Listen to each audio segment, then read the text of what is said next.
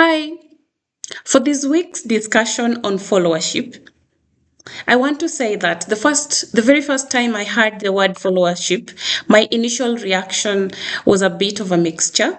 Like many other people, I have heard more of leadership discussions than followership.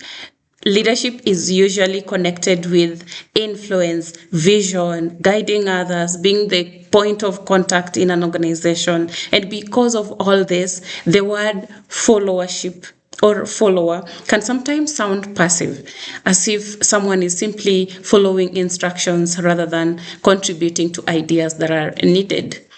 Well, as I reflected more on the concept and engaged with the readings from Hamlin 2016, I began to see followership directly. As Hamlin explains, leadership does not exist in isolation.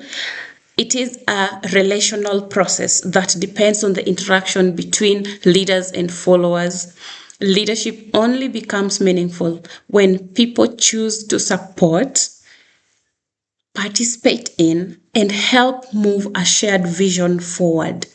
This perspective helped me realize that followers are not passive participants, but active contributors to the success of an organization.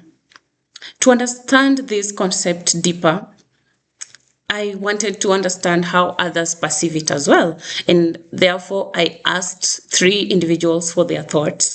The first person I spoke with was a pastor who serves as a spiritual leader in a local church. His perspective connected followership directly to the faith and leadership. He explained that before someone can lead others, they must first learn how to follow. In Christian leadership, a pastor first follows the teachings and example of Jesus Christ before guiding others. He also emphasized that followership is embedded in the foundation of leadership. He shared that in his ministry, he works closely with church members during sermons and other church activities, which requires cooperation and shared commitment. From this perspective alone, followership is a positive and necessary part of leadership. Well, the second person I spoke with is a manager at an international organization in Kenya. His perspective was slightly different.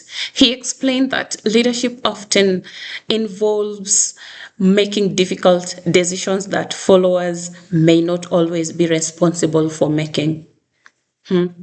Leaders in organizations are often accountable for achieving targets, performance metrics, and sometimes profit margins. And because of all these responsibilities, he felt that leadership roles can carry a heavier burden compared to followership. However, he still acknowledged that followers play an important role in supporting leaders and helping organizations achieve their goal. But we have to distinguish between a follower and a leader in his perspective. And the third person I spoke to is a senior teacher at a school. She shared that in her work, it is important to balance both leadership and followership. As a teacher, she leads students by guiding them and creating a supportive learning environment. At the same time, she also practices followership by collaborating with school leaders and working with other teachers, HODs.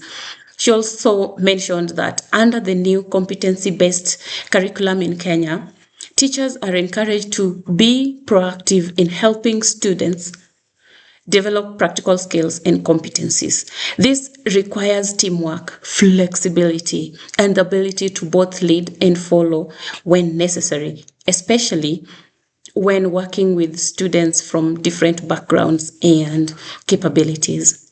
Overall, these conversations have helped me see that followership can be viewed differently depending on someone's role and experience and the environment that they come from.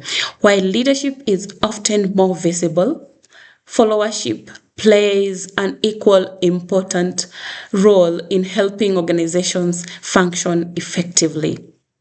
In the end, I think strong leadership and strong followership go hand in hand in achieving a shared goal, just as explained by Hamlin 2016. Thank you.